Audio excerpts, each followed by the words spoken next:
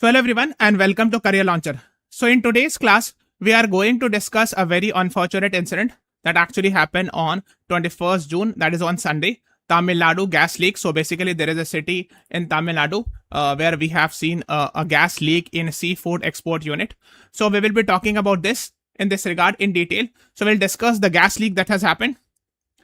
And since we are talking about the gas leak, we'll discuss in detail which gas it was, something similar to that like this. Then we will be discussing about a very unfortunate past incident, which is I would say the worst incident, worst gas leak in the history of India. We will discuss about it. That is Bhopal gas tragedy. Then we will discuss about Supreme Court judgment in this regard. We have seen MC Mehta case and other cases after the Bhopal gas tragedy. So we'll talk about these things because this is very important from a legal GK point of view also. And this news is very much coming right now. So what exactly happened?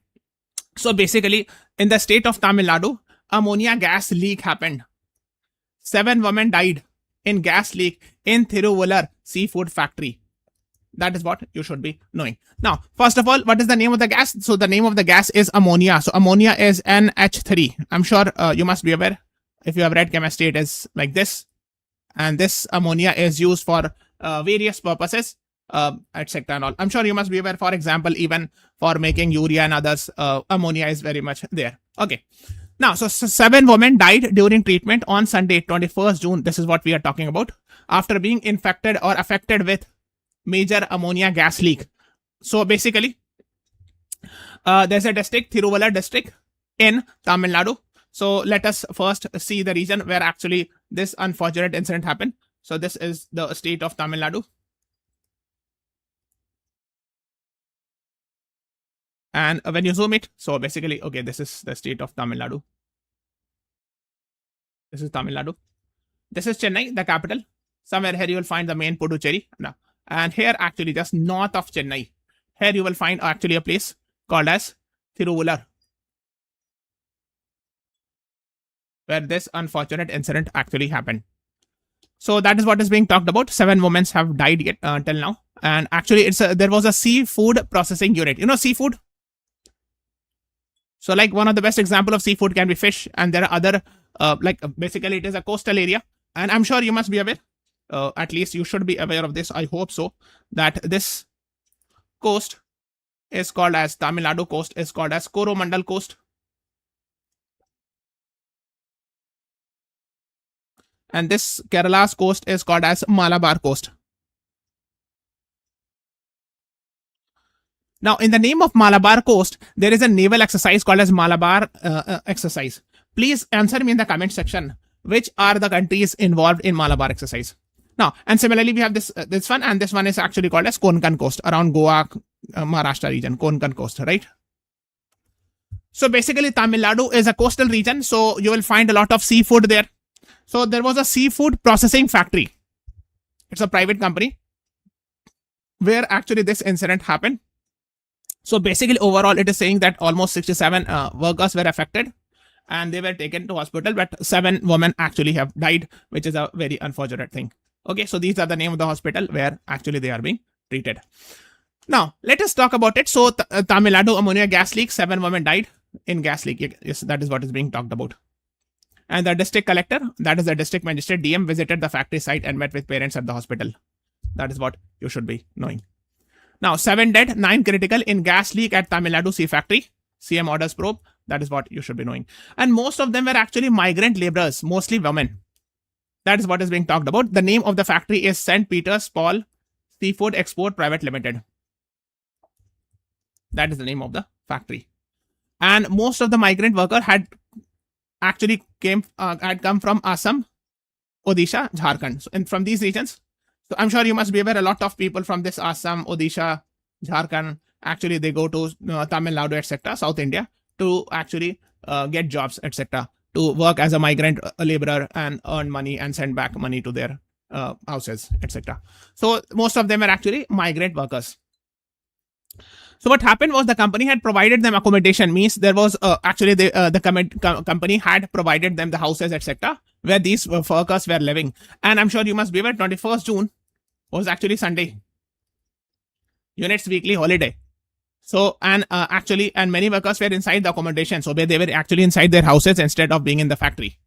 And actually, it must be in the premises in the same campus. For example, this is the campus. This is the factory.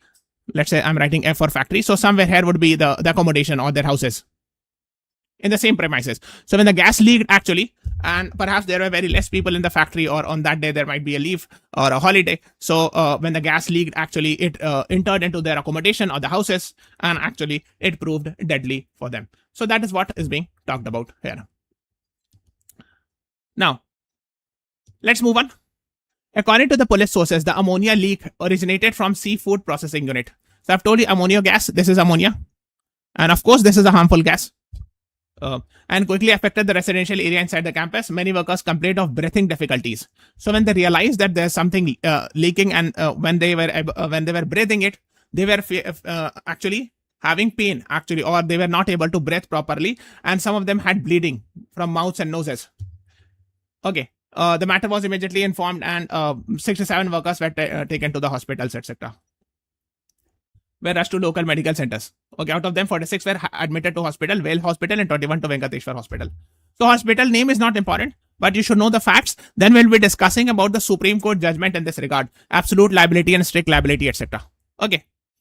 Personals from this police station, the nearest police station, fire and rescue service. So I'm sure you must be aware.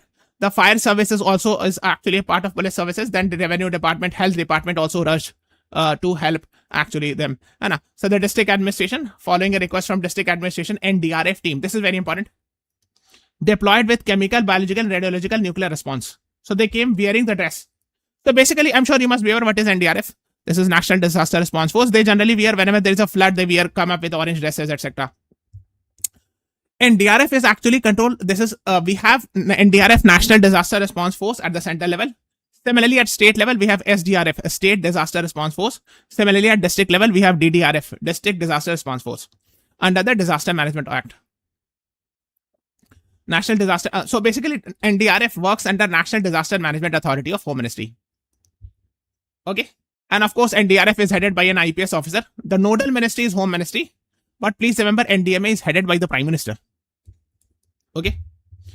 So you can see, the forces help in coordinating with the response to the disaster, etc. It is led by a Director General, etc. Minister responsible is Mr. Amit Shah. Okay, Mr. Piyush Anand is the Director General of NDRF. And at first, it was initially created around 2009-10, and Mr. R.K. Bhatia was the first Director General. So basically, Disaster Management Act was passed in 2005. And after actually we have seen actually tsunami and other cases. And since then, tsunami came actually somewhere around in December 2004. After that, we have seen this Disaster Management Act was passed, and NDMA, National Disaster Management Authority, was created to fight disaster. Okay, this is their motto: savings, lives, and beyond. Okay, so this NDRF, National Disaster Response Force, works under NDMA, National Disaster Management Authority, which was established through Disaster Management Act of 2005. Okay, and it is headed by the Prime Minister, and it has different members also. Like NDMA is actually headquartered in Safdarjung Enclave, New Delhi. It is headed by a Prime Minister, which having different members like Mr. Rajendra Singh, Lieutenant General Syed Atta Hasnan, etc. Now, please comment me. Now he has actually ceased to be the member of NDMA because he has been appointed as a governor of some state recently. I think 2-3 months back. Please tell me, Lieutenant General Syed Atta Hassan, he was a member of National Disaster Management Authority. He has been recently appointed as governor of which state? Please answer me in the comment section. Okay, that's what you should be knowing. Now, what is the job of NDMA? It's an apex body mandated to lay down policies, plans, and guidelines for disaster management. So these are the things, approves national plan, etc. Lay down guidelines with regards to state authorities, recommend. So basically, they actually control also the NDRF. National Disaster Response Force. That is what you should be knowing. So NDRF works under NDMA, National Disaster Management Authority. So basically, when it was asked, when the district administration requested for NDRF, of course, where exactly it is, let me find out. Yes. Following a request from the district administration, the NDRF team was sent. Chemical, biological, radiological, nuclear response team of NDRF. So they actually come up wearing a particular type of dress. I'm sure you must have seen. They wear a particular dress, which is completely covered. They go inside the plant and they try to fix that problem. I'm sure you must be aware. Similarly, we have seen actually Fukushima nuclear disaster. Please read something about it. Fukushima nuclear disaster happened actually somewhere in 2011 in Japan, where it is said they had sent robots to mend that. Okay, at that time, robot became very much prominent, etc. So that is the one positive thing that can be done through robots. Nowadays, we are having AI-based robots. So of course, that is even better. Okay, that is what you should be knowing. Then you can say Chief Minister Mr. Vijay instructed the constitution of an inquiry committee headed by comprising of Director of Industrial Safety and Health, Pollution Control Board Member Secretary, Additional Director of Public Health, etc. And submit the report within 24 hours. An FIR case has been registered, etc. in this regard. And the investigation is underway. Now, this is about the news. Now, we will further discuss something more. Okay, so this is about it. The next is, since we are done with this news, now we have to understand the Bhopal gas tragedy. Now, why we are discussing it? Because this was the most unfortunate incident, most unfortunate gas leak in the history of India. Second thing is, we have seen a lot of questions actually from here. We have seen in different exams. Okay. Just say, for example, right now we have seen this in Tamil Nadu. We have seen the gas leak. What is the name of the gas? The name of the gas that leaked on 21st June 2026 is ammonia gas, which we are talking about in this batch, in this class. All right. Now let's talk about Bhopal gas tragedy. It happened in 1984 on 2nd December. 2nd, 3rd December actually. Somewhere around 2nd or 3rd December 1984. We have seen there was a plant in Bhopal. So where is Bhopal? This is the state of Madhya Pradesh. So this is the Madhya Pradesh. And here you will find Bhopal.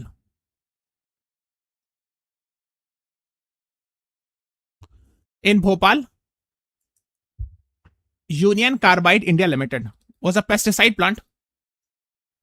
A gas got leaked. And this gas I have seen being asked in many exams. Which gas was leaked in Bhopal disaster or Bhopal gas tragedy? It is called as methyl isocyanate. Please remember it. It is considered as one of the world's worst industrial disaster. Okay, it happened on 2nd, 3rd December 1984. Union Carbide India Limited. Gas got leaked. And according to the government of it, 5,58,000 injuries happened. 5 lakh. Okay, and these are some of the partial injuries. And some of the reports say that around 2,259 people died, but some say that perhaps 8,000 people have died. God knows better. But this has been accepted by the government, right? 5,58,000, 125 injuries in total, like people affected adversely with that. So it was a very big disaster. And actually, that's why whenever we talk about any gas leak, we talk about Bhopal gas tragedy because that happened in India. So others estimated 8,000 deaths, etc. In 1989, Union Carbide Corporation of USA paid for $70 million. So for that, actually, they had to pay this amount to settle the legal dispute for $70 million. That is what you should be knowing. Now, similar to that, we have seen actually there was a Chernobyl disaster. You can read more about it. First, we have discussed about Fukushima. Fukushima disaster that happened somewhere around 2011 in Japan. Similarly, in Chernobyl, which was at that time a part of USSR, but not today, you will find this in Ukraine. Actually, we have seen a CLAT 2021 question, 23, sorry. 22 or 23, they had asked the question that Ukraine was earlier a part of which country? So Soviet Union, before 1991. So basically, this Chernobyl disaster happened somewhere around in 1980s. I'm not able to exactly recall the date. So there actually also something similar happened where the gas got leaked and it killed thousands of people and all. So these are some of the worst disasters. Gas leak disaster, Bhopal gas tragedy, Fukushima, Chernobyl. These three are very unfortunate disasters that we have seen. Now we are talking about Bhopal gas tragedy because it had happened in India. So that's why I'm going in a little in detail. Okay. The owner of the factory, Union Carbide India Limited, was a publicly traded company, which was majorly owned and controlled by UCC. So this was an American-based company, etc. And this is the name of the gas. The company's name is Union Carbide India Limited. Okay. So civil and criminal cases were filed against Warren Anderson. There was a time when he was very much in the news, actually. He was actually the chair and CEO of Union Carbide Corporation. So this UCC was based in America, Union Carbide Corporation, but its Indian subsidiary was UCIL, Union Carbide India Limited, which had plant in Bhopal. He died in 2014. So just have an idea. So Warren Anderson actually was actually held legally responsible, etc. A lot of cases were filed against him, etc. But what happened was USA denied extradition. It must be written somewhere. Criminal cases are filed, but USA there must be written somewhere. Yes, he was declared a fugitive, right? Bhagoda, like the person who has run away from the country or is not, etc. So that's what you can read. And there are other things. One thing you should know that USA did not extradite him. I'm sure you must be aware the term extradite means a person who has been committed a crime or actually has accused of being committed a crime, but the person is not living in that country. It should be brought from the other country. That's called as process of extradition. But the USA did not allow the extradition. That is what you should be knowing. In August 2009, UCC spokesperson Union Carbide had no role in operating the plant, etc. They said we are not controlling it. This is being controlled by UCIL, etc. and all. So these are the arguments that were given. But now you should know that actually they had to pay $470 million. That is what you should be knowing. This was the amount they had to pay. Now let's move on to something more. Right. Then since we are talking about it, every year 2nd December is observed as National Pollution Control Day. Because I'm sure you must be aware, we have seen question in 2021 CLAT with regards to national pollution, with regards to days and themes. So of course this year they can ask about National Pollution Control Day, etc. and all. Okay. Now, so that's what you should know. Bhopal gas tragedy, methyl isocyanate got leaked. So this is one of the world's worst disaster, gas leak disaster in India. Others we have seen, for example, in 2020 during lockdown, we had seen Visakhapatnam LG polymer gas leak. Styrene gas got leaked, 12 people died. Similarly, GAIL gas pipeline got leaked in 2014. It was a natural gas. But this one also can be asked because it's a recent incident. So that is what you should be knowing. Now let us talk something about the Supreme Court judgment. Okay, so basically we have seen a Supreme Court judgment, for example, settling of dispute $470 million, etc. But the most important judgment which we want to talk is MC Mehta case. Now, this is not directly related with Bhopal gas tragedy. What actually happened? So next year, around 1985-86, this event happened actually. There was oleum gas leak. So there was a plant, Shriram Food and Fertilizer Plant, industrial plant in Delhi, where gas leaked and one advocate died and several others were injured. Here, the Supreme Court of India established the concept of absolute liability instead of strict liability. I'm sure you must be aware. Okay, so without any exception, you have to pay the damage if your company actually, for example, if you are owning the company and the gas leaked because of some natural disaster, still you have to pay the compensation. That is called as absolute liability. I'm sure you must be aware. So after the Bhopal gas tragedy, we have seen oleum gas leak in Delhi, and after that, the concept of absolute liability was brought. Earlier, we had the concept of strict liability. So in strict liability, we had some exception, but absolute liability, there is no exception. Okay, if you can read about it, absolute liability means, for example, let's say, no matter whatever is the cause of the leak, you must compensate. For example, this is the industry, and this is a hazardous factory. Means it is using hazardous chemicals, and this is owned by you, for example. Now, God forbid, let's say a lightning strikes happen, and because of which the gas starts leaking, and people got affected. Now you will say, "Ki I have done each and everything. I have not done any harm. Like there was no shortcoming from my side. I had all the full safety measures, but this is a God's will, or this was an act of God. So why should I pay compensation?"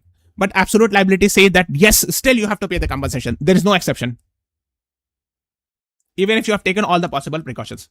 Whereas in strict liability, when you read about strict liability, there is some exceptions available. And this actually strict liability came up in this case. You can read in detail, Rylands versus Fletcher. So basically, if there is an act of God, in that case, you can say that, okay, this is because of the lightning that happened, and that's why I'll not be paying the compensation. Okay, so I'm sure you must be aware this is actually a legal principle. We are not going in that detail. This must have been taught in the legal section. But I was talking about MC Mehta case because of this reason. And after that, we have seen, especially after MC Mehta case, and there are various other judgments where the Supreme Court started saying that teach environmental science in the schools also. I'm sure you must have heard it. You ask your parents, perhaps they might not have studied in their school days environmental science, but now it is being taught to the newer generations because of these various judgments of the Supreme Court. And I'm sure you must be aware the Supreme Court and its various judgments has said that right to clean environment is a part of fundamental right under Article 21. Because if you are getting a gas, or if you are inhaling a gas which is harming you, of course, that is actually not correct. So right to clean environment is a fundamental right under 21. Now let us talk something more about it. Okay, I think we are done with it. Right, a strict liability. Exceptions are available in some cases, but in absolute liability, no exception at all. You have to pay the compensation. Now, let me talk. So 21st June, we have just seen 21st June. And 21st June actually is famous for International Yoga Day. Okay.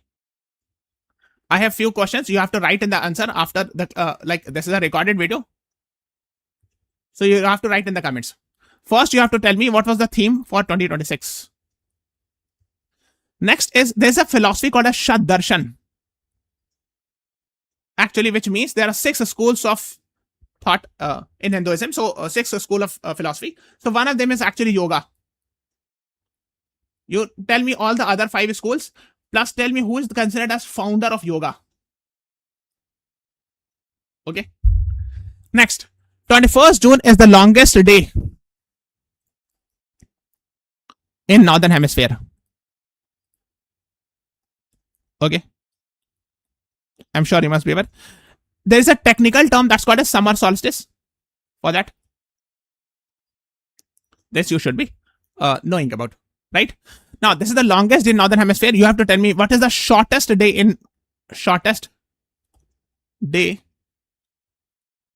Northern Hemisphere and in Southern Hemisphere. Please tell me in the comment section. Okay. So this is all about today's class. I hope you would have enjoyed the session. And why? Because there are a lot of things you will learn from whatever I have given as a homework. That's why we are talking about it. Now, there's one more. If you want to study something more about 21st June, this is very special day actually. Yes, one more question. International Yoga Day was first celebrated in which year? At international level. First celebrated in which year? And there's one more question. Longest day in Northern Hemisphere on 21st June. You will find a region, which region of the world will have sun even at 8:12 a.m. in the midnight. And I'm giving you a hint. You must have heard land of midnight sun. A country is called as land of midnight sun. That country lies in that region. I'm asking the name of the region. You have to tell me.